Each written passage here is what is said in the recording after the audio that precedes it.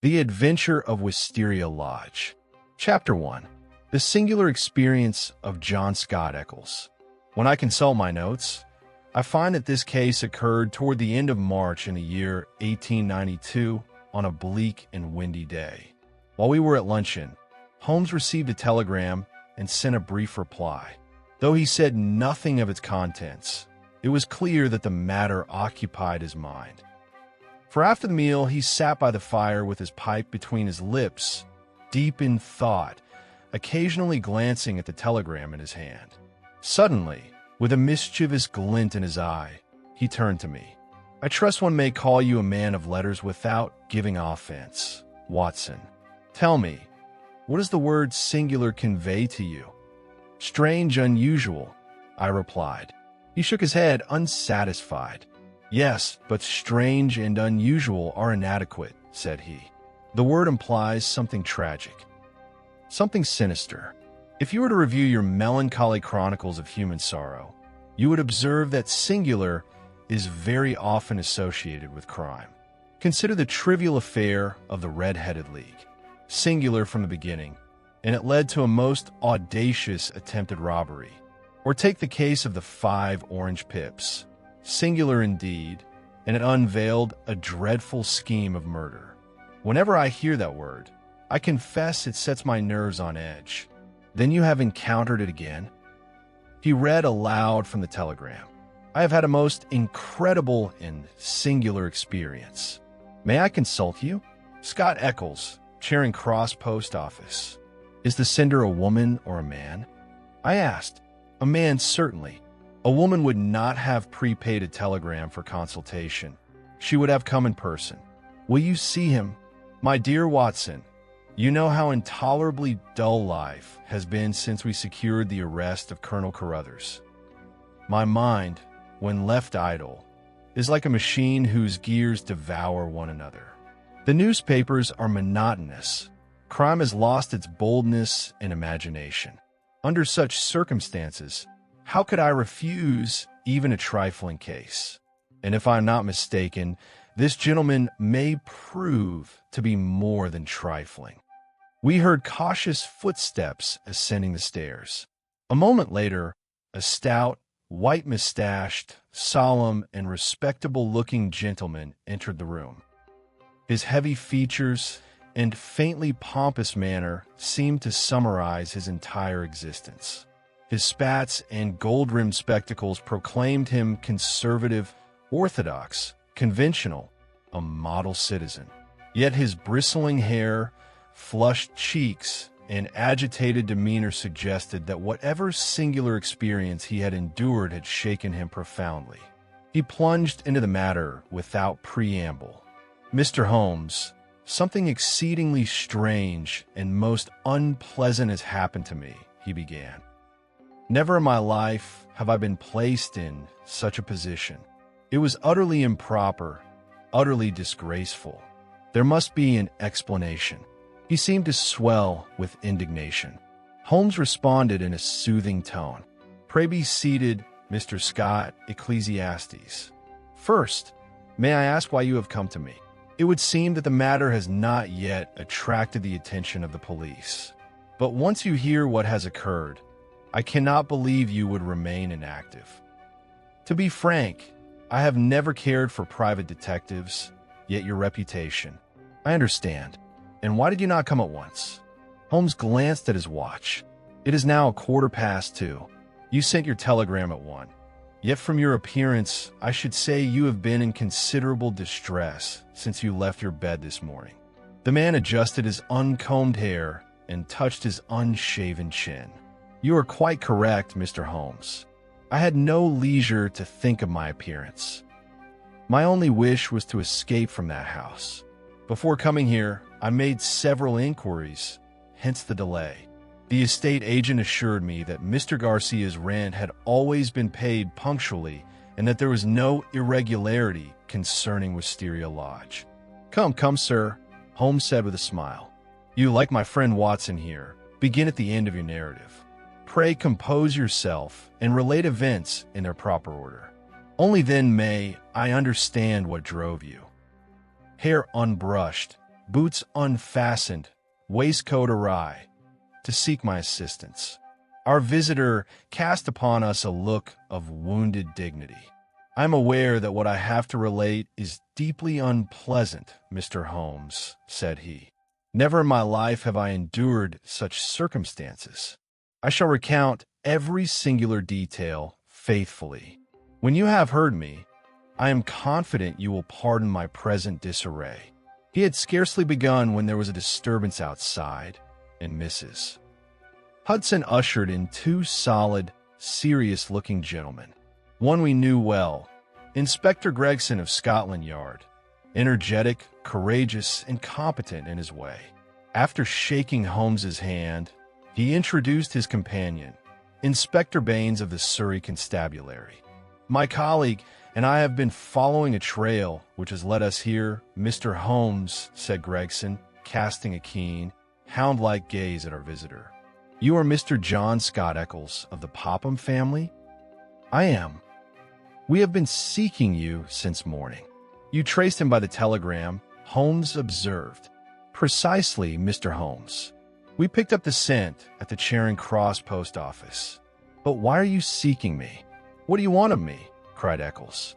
"We require your statement regarding the events at Wisteria Lodge, near Esher, last night. Events which resulted in the death of Mr. Aloysius Garcia." Eccles's face drained of color.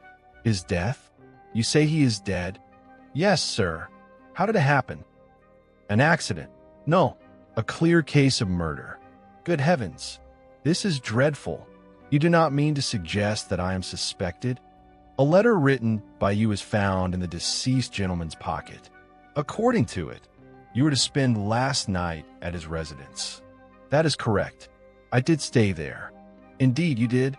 Inspector Gregson produced his notebook. "Just a moment, Gregson," Holmes interposed. "All you require is a properly taken statement. Is that not so?" "That is so." "And I must caution Mr. Scott Eccles that anything he says may be used against him." "You entered just as he was about to recount his experience to us," said Holmes. "Watson, I believe a little brandy and soda would not be amiss." "Pray continue, sir, without regard to the increased size of your audience." After swallowing the brandy in a single draught, some color returned to Eccles's face. Casting a nervous glance at the inspector's notebook, he began his extraordinary statement. "I am an unmarried man," he said, "but of sociable disposition, and thus I possess many acquaintances. Among them is the Melville family of Albemarle Mansions in Kensington. They were formerly engaged in brewing, though now retired. It was at their table some weeks ago that I met a young man named Garcia. From his conversation, I gathered that he was of Spanish descent and had connections with the embassy. His English was flawless. He was refined in manner and scrupulous in dress. We became friendly at once. Indeed, he seemed to take an immediate liking to me, and within 2 days of our meeting, he paid me a visit in Lee. Our acquaintance ripened through various engagements, and at length he invited me to spend several days at his residence, Wisteria Lodge, situated between Esher and Oxshott. I accepted and went down yesterday evening. Before my visit, he had described his household. He lived with a servant of his own nationality, who managed the domestic affairs and spoke English. He also possessed a remarkable cook, a man of mixed blood, whom he had encountered during his travels and engaged for his culinary talents. Garcia had warned me that his Surrey home was an unusual one, and when I arrived, I found that it was indeed far more singular than I had anticipated. I drove by carriage to the place, some 3 miles south of Esher. It was a large villa, connected to the main road by a winding lane bordered by tall, dense green hedges. The house itself was in a miserable state, dilapidated and neglected. When the carriage halted on the weed-choked drive before the building, whose walls were crusted with lichen and whose paint had long since peeled away, I began to wonder whether it was wise to accept an overnight invitation from a man I barely knew. However, my friend himself opened the door and welcomed me with every appearance of warmth. He then entrusted me to his gloomy, dark-featured servant, instructing him to show me to my room. The man took my bag and led the way. The entire place was oppressive, dreary from top to bottom. I dined alone with Garcia that evening. Though he made an effort to seem cheerful, he spoke in such a scattered, distracted manner, leaping from one irrelevant topic to another, that I could scarcely follow his conversation.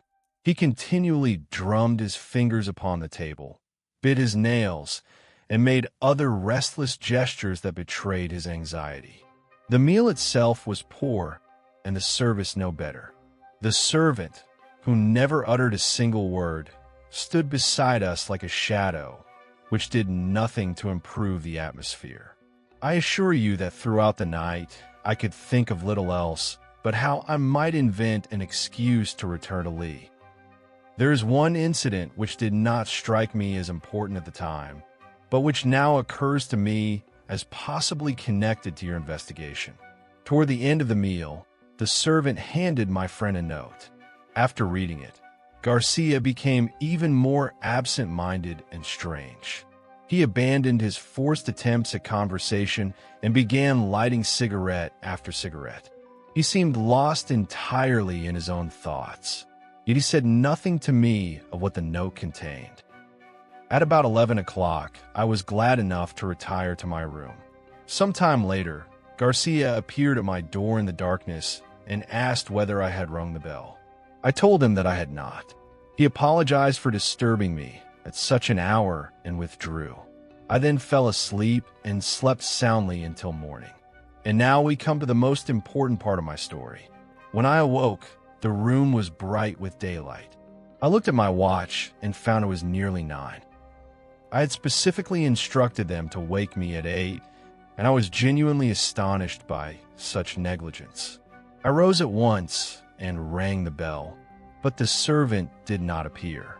I rang again, but still no one came. Concluding that the bell must be broken, I dressed, gathered my things, and went downstairs in considerable irritation. I wished to request hot water, but there was not a soul to be seen. I called out, but no one answered. I ran from room to room. The entire house was empty.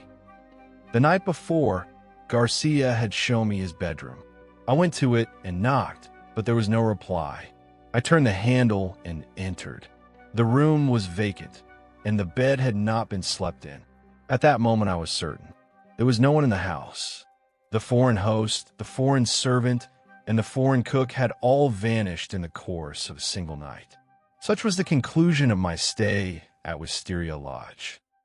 Sherlock Holmes chuckled softly, rubbing his hands with evident satisfaction at the thought of adding yet another strange case to his collection. It is safe to say, Holmes remarked, that you have never experienced anything quite like this before. And what did you do then?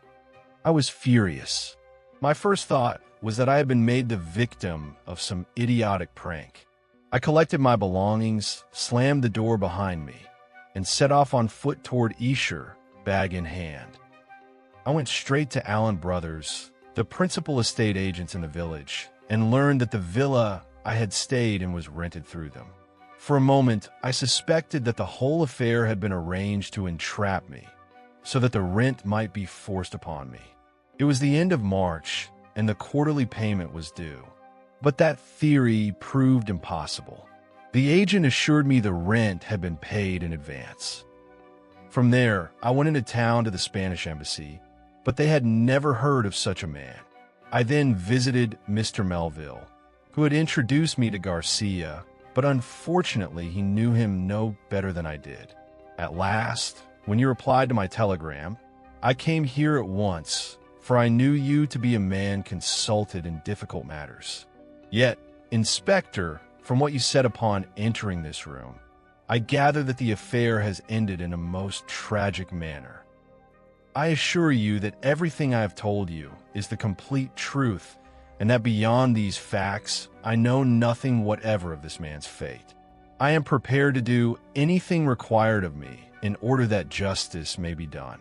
Inspector Gregson spoke in a tone of genuine reassurance. "I have no doubt of it, Mr. Scott Eccles. None at all," said he. "And I must tell you that everything you have said agrees perfectly with the facts already in our possession. Now, regarding this note which was delivered during dinner, did you see what became of it?" "Certainly." Garcia rolled it up and threw it into the fireplace. "Have you anything to add, Mr. Baines?" The local detective was a large, stout man with a red face and heavy features.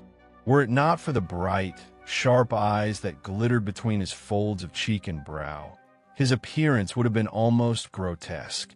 With a slow smile, he drew from his pocket a folded, faded scrap of paper. There was a complete iron grate in the fireplace. The paper fell through the bars and dropped behind it. "I found it there. It had not burned." Holmes smiled approvingly. "You must have searched the entire house thoroughly to recover that." "Exactly so, Mr. Holmes. That is my method. Would you like me to read it, Inspector Gregson?" The London inspector nodded. "The note is written on cream-colored lined paper, without watermark. It is about a quarter the size of a full sheet. The paper has been cut in half with short-bladed scissors. It has been folded 3 times and sealed with purple wax. It is evident the sealing was done hastily, and the wax pressed down with a smooth, oval object. It is addressed to Mr. Garcia at Wisteria Lodge.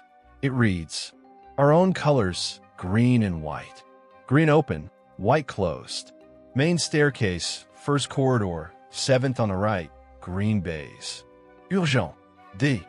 It is written by a woman in a fine nib, but the address appears to be written either by another hand or by the same woman using a different pen. You will observe it is thicker and darker." Holmes glanced over the note. "A note of the greatest importance," said he. "Mr. Baines, I must express my admiration for the care with which you have investigated and examined it. You have observed everything, save 1 or 2 minor details. The oval seal was certainly made with a plain cufflink. What else could produce such an impression? And the scissors must have been a folding nail scissors, for you can see the cut is slightly curved." The local detective chuckled. "I thought I had extracted every last drop," said he, "but it appears there were a few more still to be had. I confess the only thing I gathered from a note was that they were preparing something, and that, as usual, a woman was involved." Mr. Scott Eccles, who had been fidgeting anxiously throughout the discussion, could restrain himself no longer. "I'm glad you found the note, for it confirms my account," said he. "But may I ask, what has happened to Mr. Garcia and to his household?" "What happened to Garcia is plain enough," Gregson replied.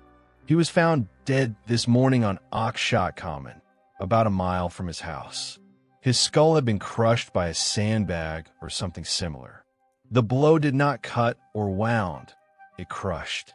The spot is a lonely corner, the nearest house being half a mile away. The first blow was clearly delivered from behind, yet the murderer continued striking even after the man was dead. He was unable to satisfy his fury. We found no footprints and no other clue to the identity of the criminals. Was he robbed? No, there is no sign of robbery." Mr. Scott Eccles spoke in a trembling voice. "This is dreadful, dreadful indeed," said he, "but it places me in a most painful position. The man with whom I was staying left the house in the night and met his end. Yet I had nothing whatever to do with it. Why am I regarded as a suspect?" Inspector Baines answered calmly. "It is very simple, sir. The only document found in the deceased man's pocket was your letter, stating that you would be with him on the night of his death. From the envelope, we learned his name and address. When we reached the house, it was after 9 o'clock, and it was deserted.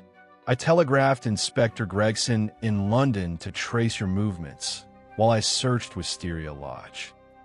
Then I came up to town to join him, and as you see, we are now here." Gregson rose from his chair. "I think it is time to proceed formally," said he. You will come with us to the station, Mr. Scott Ecclesiastes. We must take your written statement. Certainly, I will come. But I ask you, Mr. Holmes, to continue your inquiries. Do whatever is necessary to bring the truth to light and spare no expense. My friend Holmes turned to the local inspector. I trust you will have no objection to my cooperating with you, Mr. Baines, said he. On the contrary, replied Baines, I should consider it an honor. You appear to have acted with remarkable speed and seriousness, said Holmes. May I ask whether you have been able to determine the precise time of death? The body had been lying there since 1 o'clock, replied the inspector. It began to rain at 1, and there is no doubt the man was dead before the rain fell. Our client cried out, but that is absolutely impossible. I would swear it was he who came to my door at that hour. I know his voice perfectly well. It was unquestionably Garcia. That point is certainly significant, said Holmes with a faint smile, though not necessarily impossible. Have you formed any theory? Gregson asked. At first glance, the matter may not seem complex, Holmes replied, yet it contains certain original and intriguing elements. I require further information before expressing a definite opinion. Tell me, Mr. Baines, during your search of the house, did you discover anything of importance besides the note? The detective regarded Holmes curiously. I found 1 or 2 items of considerable interest. Perhaps, once my business at the station is concluded, you would care to visit and give me your thoughts. Holmes rang the bell. I am entirely at your disposal, said he. Mrs. Hudson, kindly show the gentleman out, and see that this telegram is dispatched at once. The boy must not forget to prepay the 5-shilling reply. After our visitors departed, we sat in silence for some time. Holmes leaned forward in his customary attitude, brows drawn together, pipe glowing fiercely as he smoked in rapid succession. At length he turned to me. What do you make of it, Watson? I cannot imagine why such a trick should have been played upon Mr. Scott Ecclesiastes. And the murder? Since the man's companions have also disappeared, I should say they must be involved in the crime and are fleeing from justice. That is possible, Holmes conceded. Yet you must admit that if the 2 servants had designs upon their master, they would hardly have chosen a night when a guest was present. They could have attacked him at any time. Then why did they flee? Precisely. Why did they flee? That is one essential point. The other is the experience of our client, Scott Eccles. Do you consider it beyond the powers of human intellect to devise a theory that accounts for both? If we include the peculiar language of that note to Garcia, we may construct a provisional hypothesis. Should new facts align with it, we shall gradually unravel the case. And what is your hypothesis? Holmes leaned back, his eyes half closed. First, we must eliminate the possibility of a mere practical joke. Judging by the sequence of events, the occupants of Wisteria Lodge were preparing for something of importance. The presence of Scott Eccles was connected to that preparation. In what way? Let's proceed step by step. There is something odd in the rapid development of friendship between this young Spaniard and Eccles. It was Garcia who pursued the acquaintance. He visited Eccles the day after their introduction, crossed London to do so, and maintained close contact until he had secured his guest at Esher. What did Garcia want from him? What could Eccles possibly provide? The man possesses no remarkable qualities, hardly brilliant, especially when compared to that warm-blooded, cunning Latin. Then why choose him? Exactly. Of all the people he might have selected, why Eccles? What characteristic made him suitable? Did he possess some exceptional trait? I believe he did. The solid, traditional respectability of the English gentleman. The testimony of such a man would carry weight. You notice that neither inspector felt the need to question his veracity, something not often seen. But what was he meant to testify to? As events transpired, nothing. But I believe the intention was to have him testify to something. That Garcia and the others were at Wisteria Lodge? Precisely, Watson, that they were at the lodge. Now suppose the occupants of Wisteria Lodge were conspirators preparing to commit some act, whatever it may have been, before 1 o'clock. They may have tampered with the clocks in the house and sent Mr. Scott Eccles to bed earlier than he supposed. When Garcia came to his door claiming it was 1 o'clock, it might in reality have been only midnight. If Garcia had carried out his plan and returned before 1, he would have secured a reliable witness against any accusation. A respectable English gentleman could swear in court that Garcia was at home at the crucial hour. It was a precaution, nothing more. I see the logic, I said. But why did the others disappear? That, Holmes replied, I cannot yet say. The problem is not insurmountable, but I will not twist facts to fit a theory. Without sufficient data, speculation becomes distortion. And the message? Let's examine it again. Our own colors, green and white. That suggests a contest of some sort. Green open, white closed. Clearly a signal.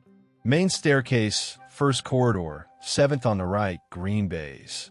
That describes a meeting place. A jealous husband might lie behind it all. The adventure was evidently dangerous. Otherwise, it would not be marked urgent.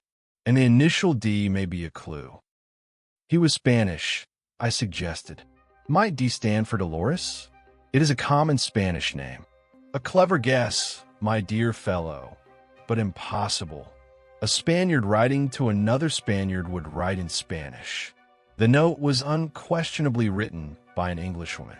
Until our admirable provincial inspector returns, we can do nothing but wait and be grateful that we have a case to rescue us from stagnation. Before Inspector Baines returned, a reply arrived to Holmes's telegram. He read it and was about to slip it into his notebook when he noticed my curious expression. With a smile, he handed it to me. We have risen into high society, he remarked. The telegram contained a list of names and addresses. Lord Herringby, the Dingle. Sir George Folliot, Oxshott Towers. Mr. Hines, J.P., Purdley Place. Mr. James Baker Williams, Fortenold Hall. Mr. Henderson, High Gables. Joshua Stone, Netherwall Sling. We have narrowed the circle considerably, my dear Watson, said Holmes. A systematic thinker like Baines will doubtless have devised a similar plan. I confess I do not follow. My dear fellow, we concluded that the message delivered during dinner was an invitation to a meeting.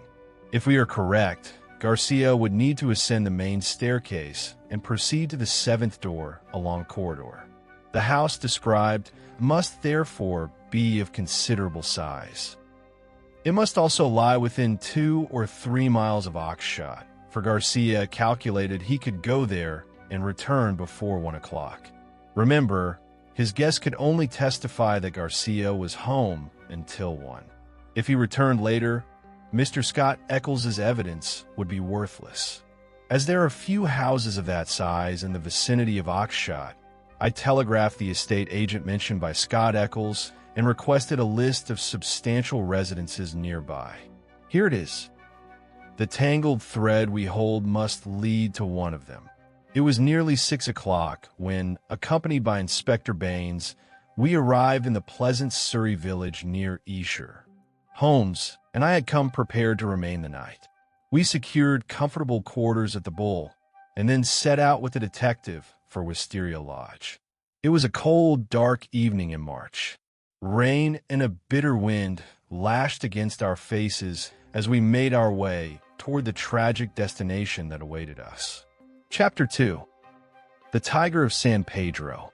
After walking several miles through the cold and darkness of that March evening, we came at last to a tall wooden gate opening onto a drive lined with chestnut trees.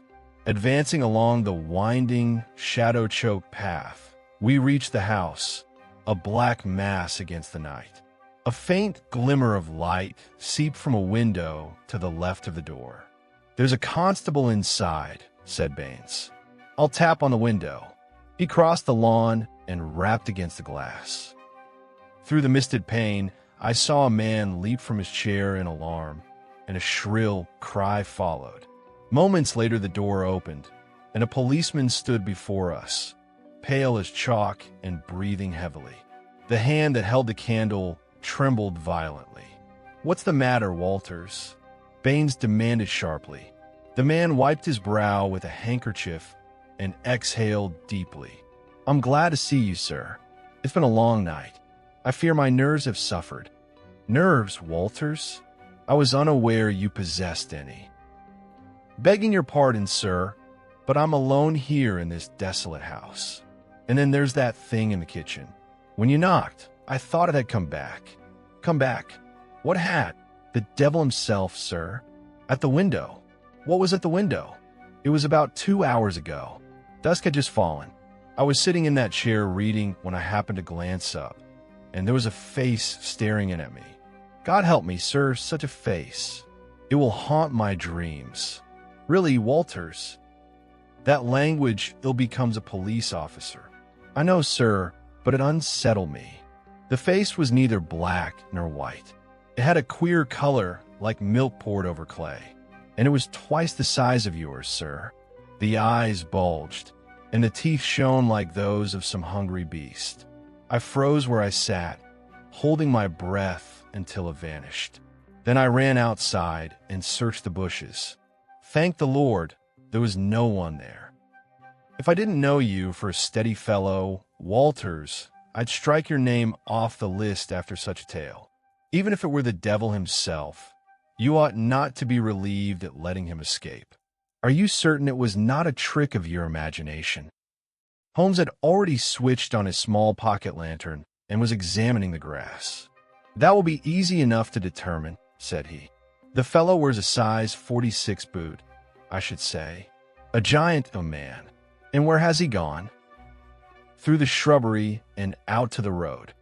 Inspector Baines frowned thoughtfully. "We do not yet know who he was or what he wanted. What we do know is that he is not here now, and we have more pressing matters to consider. If you please, Mr. Holmes, I shall show you the house." Despite the most careful examination, we found nothing of significance in the sitting rooms or chambers. The tenants had brought little furniture of their own, having rented the place furnished. They had left behind a quantity of clothing, several garments bearing the label of Marks and High Holborn. A telegram to Marks yielded nothing beyond the fact that their customer paid promptly. Among the personal effects, we found a few trifles, a couple of pipes, several novels, 2 of them in Spanish, an old-fashioned pinfire revolver, and a guitar. "There is nothing here," said Baines, following us from room to room with his candle. "But the kitchen may interest you." The kitchen lay at the rear of the house, a high-ceilinged, gloomy chamber.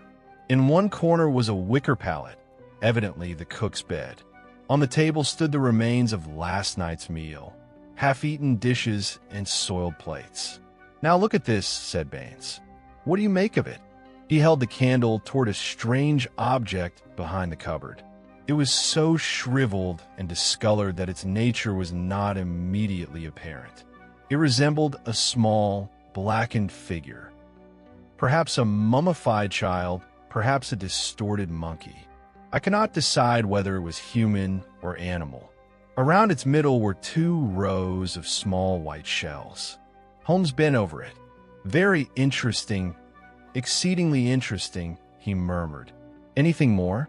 Without speaking, Baines moved to the sink and directed the light downward.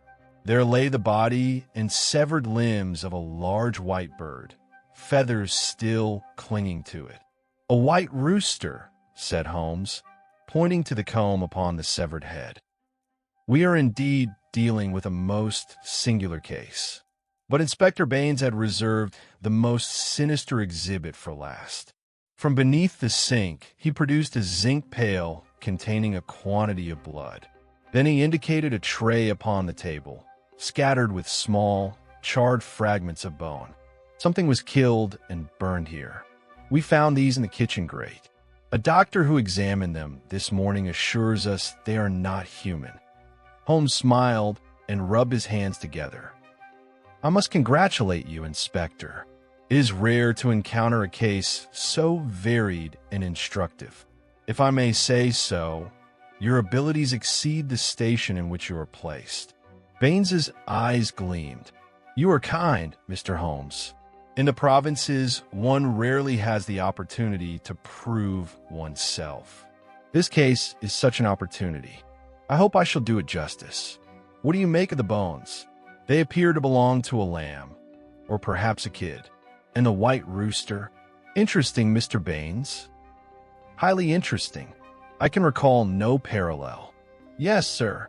The occupants of this house were strange people with stranger habits. One of them is dead. Did his companions kill him? If so, we shall catch them. The ports are being watched. But I incline to another theory. Yes, quite another. You have formed a hypothesis? I have, and I mean to test it myself. You're already famous, Mr. Holmes. I have yet to make my name. If I solve this case, I wish to say I did so without assistance. Holmes laughed warmly. Very well, Inspector. You pursue your course, and I shall pursue mine. Should you require anything of me, I shall gladly share what I have learned. I believe I have seen all I need here. My time may be better spent elsewhere. Good evening and good fortune.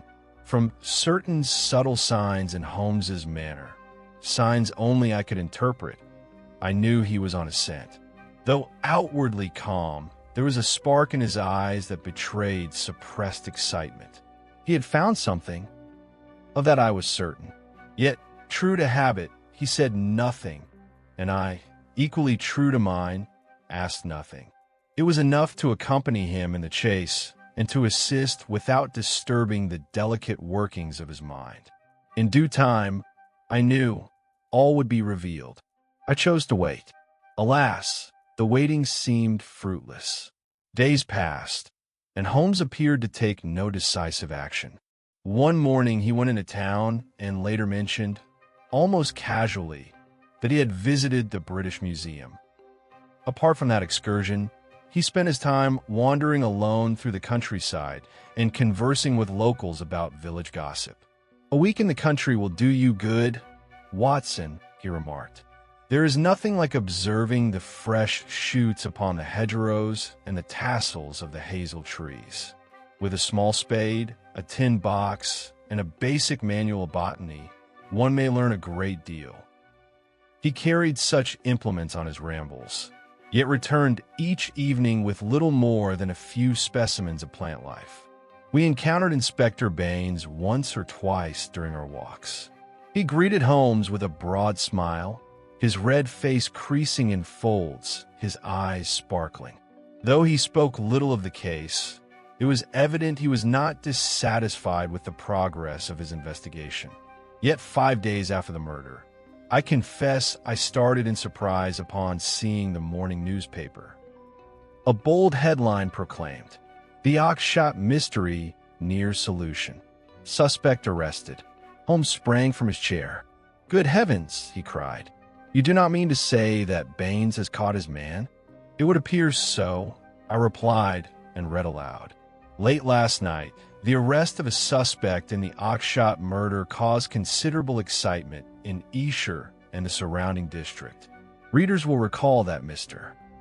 Garcia, resident of Wisteria Lodge, was brutally murdered at Oxshott, and that his cook and servant, suspected of complicity, vanished the same night. Though robbery was suggested as a motive, no proof was forthcoming. Inspector Baines, who has conducted the investigation, believed the fugitives had not fled far, but were hiding in a prearranged location. From the outset, it was anticipated they would be apprehended, particularly as the cook, a large, yellow-faced, and singularly ugly half-caste, had been seen by several tradesmen in the vicinity. The same man had the audacity to return to Wisteria Lodge on the night of the crime. where he was observed by Constable Walters and pursued, convinced that the cook would return again for some purpose. Inspector Baines evacuated the house but set an ambush in the shrubbery. When the fugitive returned last night, he was captured after a violent struggle with Constable Downing. It is expected that he will be formally charged and that the mystery will soon be fully resolved. Holmes snatched up his hat. "We must see Baines at once," he cried. "If we go immediately, we may catch him before he leaves." We hurried through the village streets at a brisk pace, and as we had expected, we found the inspector just as he was about to depart. He held up the newspaper in his hand. "You've seen it, Mr. Holmes, haven't you?" he asked. "Yes, I have, Baines, and I have come, if you will forgive my presumption, to warn you." "To warn me? I have given this case some attention myself, and I do not believe you are upon the right track. Unless you are absolutely certain, I would advise you not to focus too strongly upon the cook. You are very considerate, Mr. Holmes. You may be sure I have your interests at heart." For an instant, I thought I saw a flicker in Baines's small eyes. "We made an agreement, Mr. Holmes," said he. "If you recall, each of us was to follow his own path. That is precisely what I have done." "As you wish," said Holmes quietly. "My conscience is clear. I know you mean well, sir, but we each have our own methods." "You are right. There is no point in discussing it further. I will tell you this much," Baines continued. "The fellow is a complete savage, strong as an ox and twice as vicious. He nearly bit Downing's thumb clean off before my men could subdue him. He knows scarcely a word of English and does little but mutter in some gibberish none of us can understand." "Do you have evidence that he killed Garcia?" Holmes asked. "I never said that, Mr. Holmes. We each have our methods. You pursue yours, and I pursue mine. That was our arrangement." Holmes merely shrugged, and we walked away. "I cannot understand that man," Holmes muttered. "He runs as though toward a precipice. As he says, each of us must work in our own fashion. Yet there is something about Inspector Baines that I cannot reconcile." When we returned to our sitting room at the Bull, Sherlock Holmes said, "Sit down, Watson. I want to explain matters to you in detail, for I may require your assistance tonight. Let me lay before you the conclusions I have reached thus far.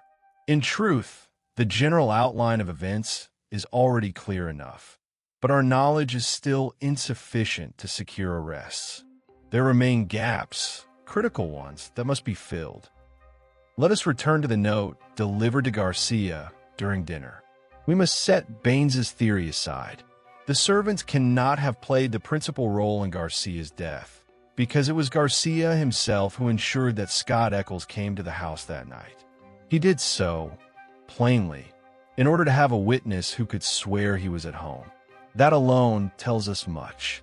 It follows that the man who intended to commit a criminal act that night was Garcia himself.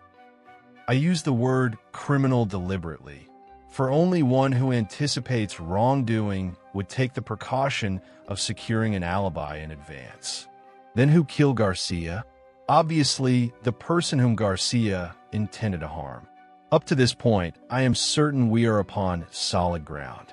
And now we see why Garcia's companions vanished. The servant and the cook were accomplices in whatever enterprise Garcia was undertaking, an enterprise whose nature we do not yet know. Had Garcia returned safely to the house, the testimony of an English gentleman would have cleared him and all would have been well. But Garcia went out to commit a dangerous act, and if he failed to return by a certain hour, his death was not merely possible, it was likely. In such a circumstance, his companion's plan was to retreat to some prearranged hiding place, preserve themselves, and when opportunity offered, attempt the same objective once again. That explanation accounts for everything that has occurred thus far, does it not? The knot that had seemed hopelessly tangled now began to loosen. As always, I found myself thinking, why did I not see this sooner? Then why did one of the servants return? I asked. In the confusion of flight, he may have left behind something valuable, something essential to him. Does that not explain his desperate attempt to enter the house? And what comes next? The note Garcia received proves there was another party in the conspiracy, someone cooperating with him. Where did the other end of the thread lie? I have already shown you that it must have been a large house, and that there are only a few such houses in the area. During my so-called botanical excursions since arriving here, I have made it my business to identify these houses and learn the histories of their occupants. Only one has truly attracted my attention.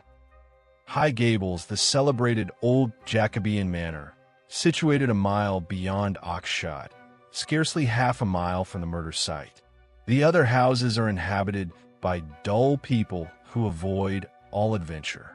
But the owner of High Gables, a man named Henderson, is precisely the sort of eccentric who might plunge into the strangest affairs. I therefore concentrated my attention upon him and his household. It is a remarkable collection of individuals, Watson, remarkable indeed. The strangest of all is Henderson himself. I contrived an excuse to speak with him, yet the expression in his deep, thoughtful eyes told me at once that he suspected my true purpose. He is about 50, powerfully built, athletic with heavy brows and graying hair. His walk has something of a stag about it, and his bearing is such that one might take him for an emperor.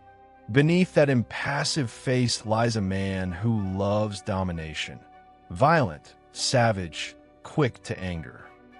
He is either foreign-born or has lived long in the tropics, for though his frame is like iron, his complexion is strangely lifeless and yellow. His friend and secretary, Mr. Lucas, is unquestionably foreign as well. Brown-skinned, outwardly gentle, yet cunning and deceitful to the core. He has the sleekness of a cat.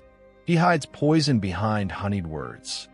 You see, Watson, we now have two foreign groups, one at Wisteria Lodge and another at High Gables. The missing links begin to close. Henderson and Lucas trust one another completely. They are close companions, the pillars of the house. Yet there is someone else there who may prove even more important to our purposes. Henderson has two daughters, one 11 and the other 13. Their governess is an Englishwoman, Mrs. Burnett, about 40 years of age. They also have a trusted servant. These form the true core of the household, for they travel together. Henderson is a man who is perpetually on the move. After a year abroad, they have only recently returned to High Gables, scarcely a few weeks ago. I should add that Henderson is immensely wealthy, able to purchase anything he desires. Beyond these people, the house contains the usual assortment of idle, highly paid butlers, footmen, maids, and stewards that one expects in an English estate. I learned some of this from village gossip and some from my own observation. There is no source of information more useful than a dismissed servant with a grudge, and I was fortunate enough to find precisely such a man. In truth, it was luck, but luck that would never have come my way had I not sought it. As Baines has said, we all have our methods. I found John Warner by applying mine. He was the former gardener at the manor, dismissed in a fit of rage by his tyrannical employer. He still has friends within the household, servants who hate Henderson as fiercely as they fear him. In this way, I obtained the key to the secrets of the manor. These are strange people, Watson. I cannot yet define their nature, but their strangeness is beyond doubt. The manor is divided into two wings. One is occupied by the family, the other by the servants.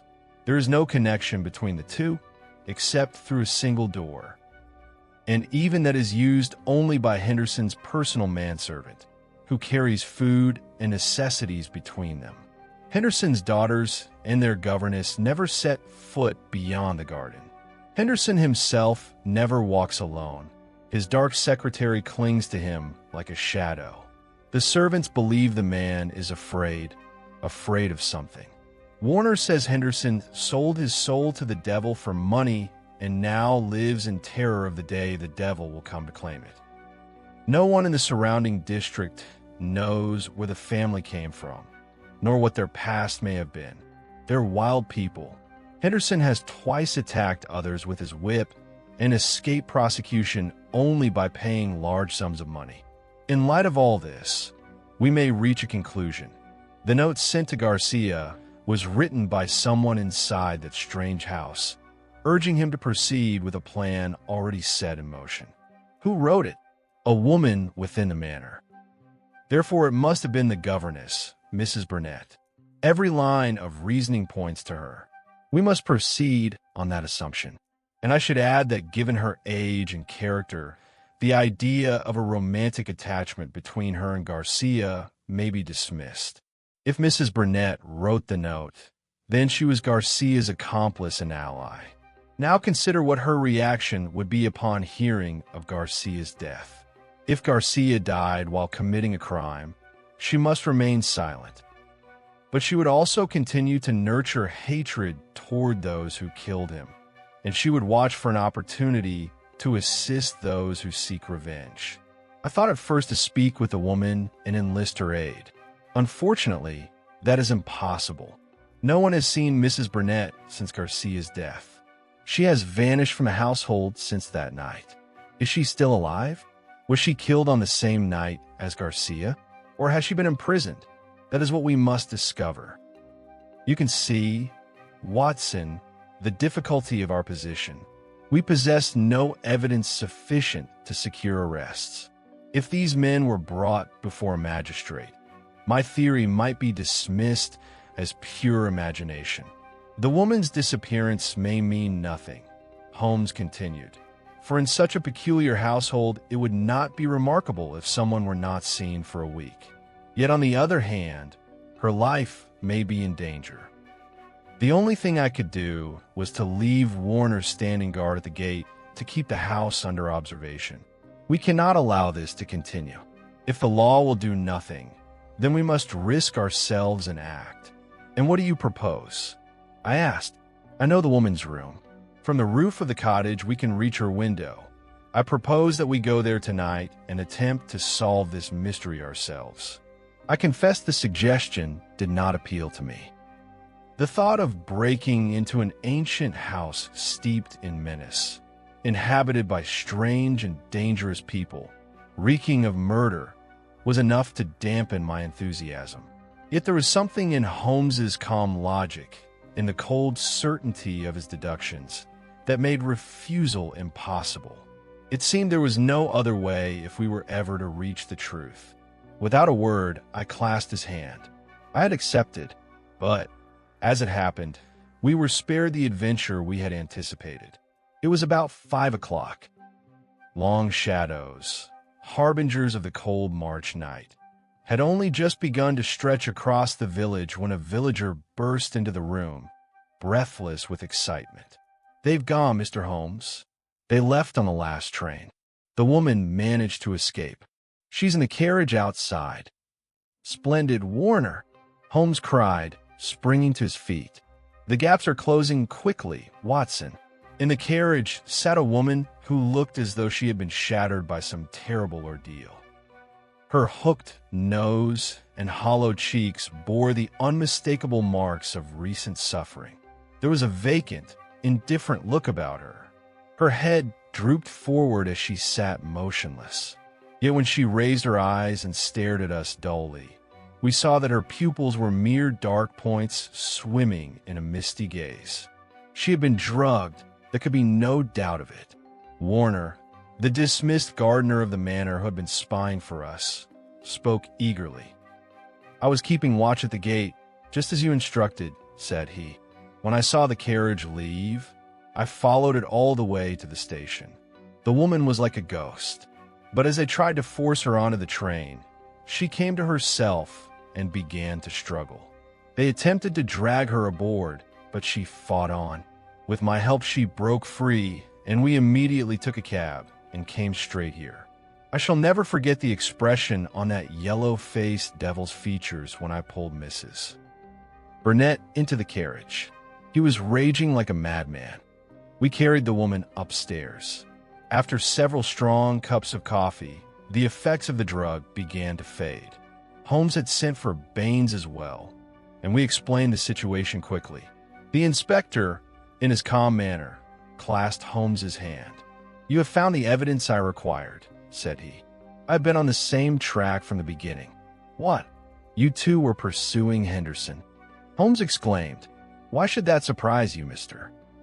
Holmes?" Baines replied.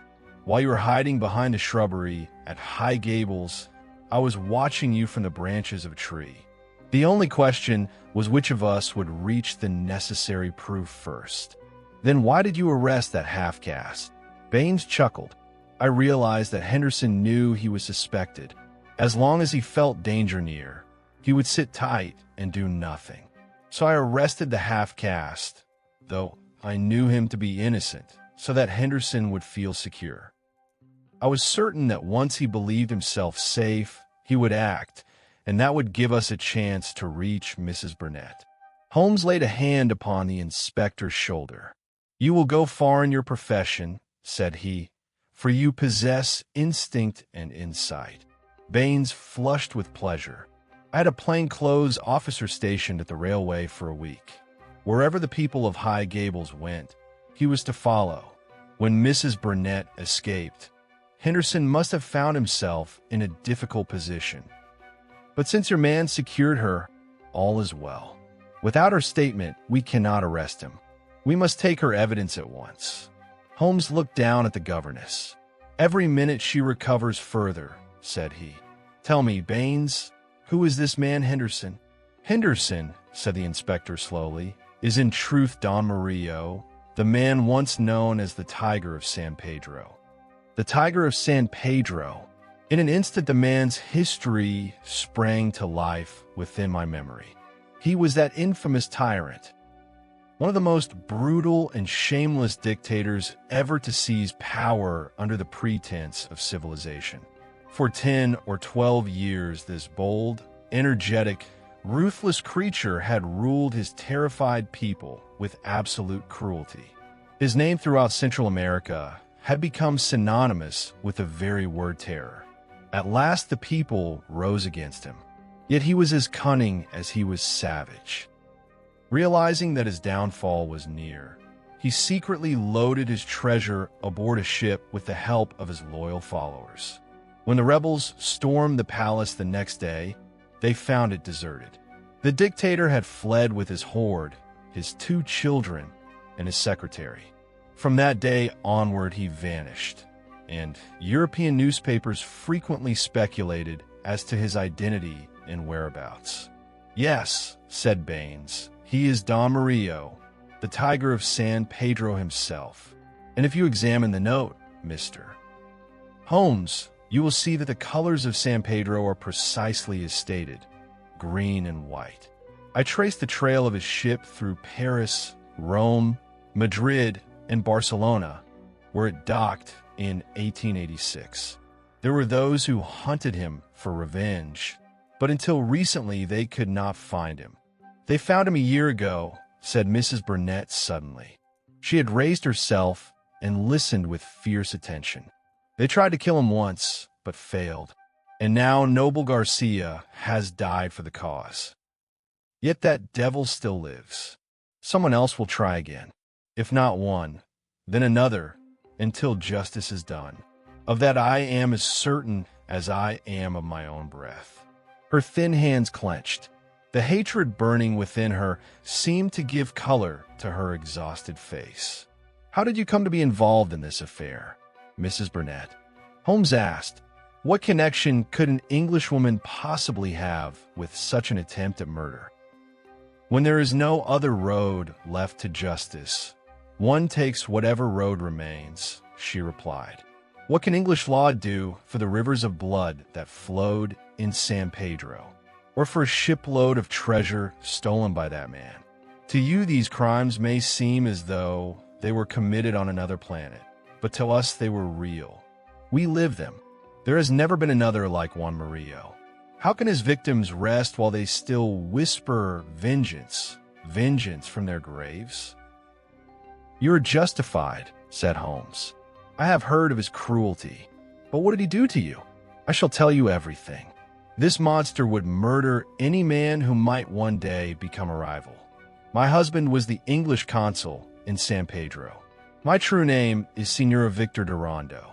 I met my husband in London and married him. He was the noblest man I have ever known. But Murillo heard of him, heard of his honor, his strength of character, and that was enough.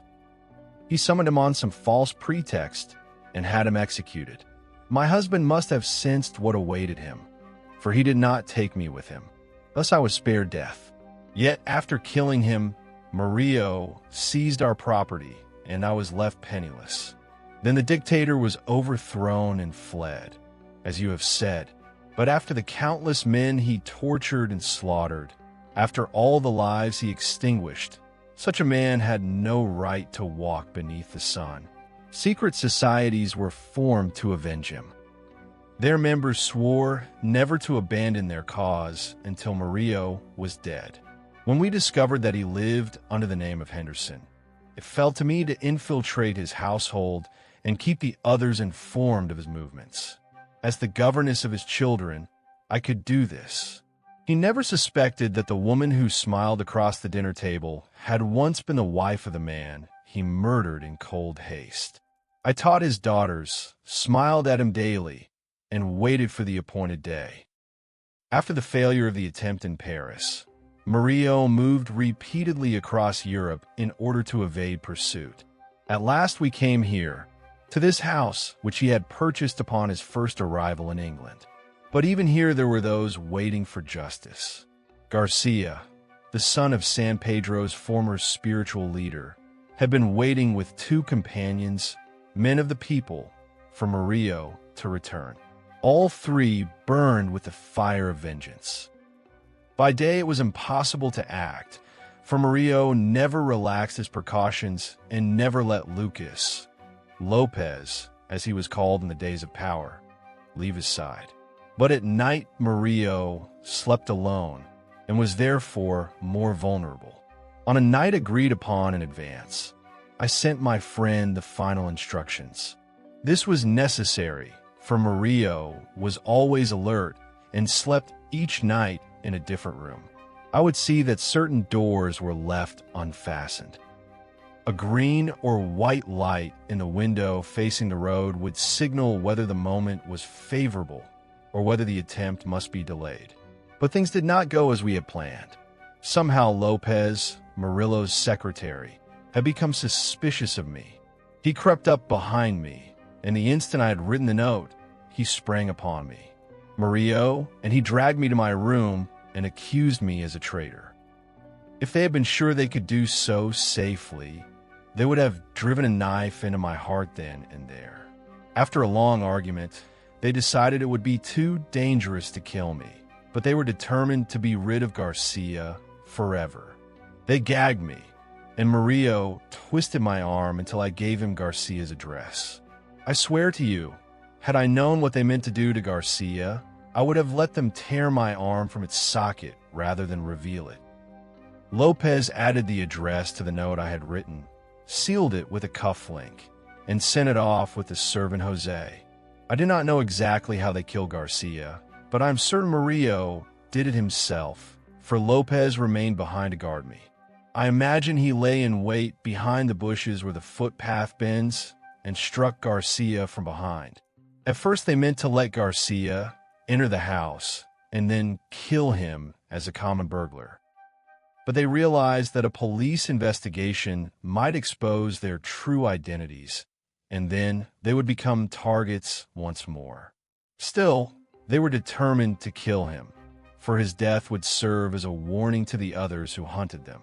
After Garcia was dead, they felt relief, but then I became their problem, for I knew what they had done. I understood that my life hung by a thread. They locked me in my room and threatened me repeatedly. They tortured me in order to break my will. You may see the proof for yourselves. The knife wounds upon my shoulder, the bruises along my arm. Once I tried to cry out from the window, but they immediately gagged me. This torment lasted 5 days, and they gave me scarcely any food. Then, this afternoon, they brought me a fine meal. I knew at once that something had been added to it, but it was too late. I remember only dimly being carried down and forced into the carriage, drifting between sleep and waking. They would have put me on the train as well, but then I realized my escape depended upon my own strength. As the train was about to move, I threw myself down. They tried to drag me aboard again, but thanks to this good man, I managed to break free. He carried me to a carriage and brought me here. Thank God, I am at last beyond their reach.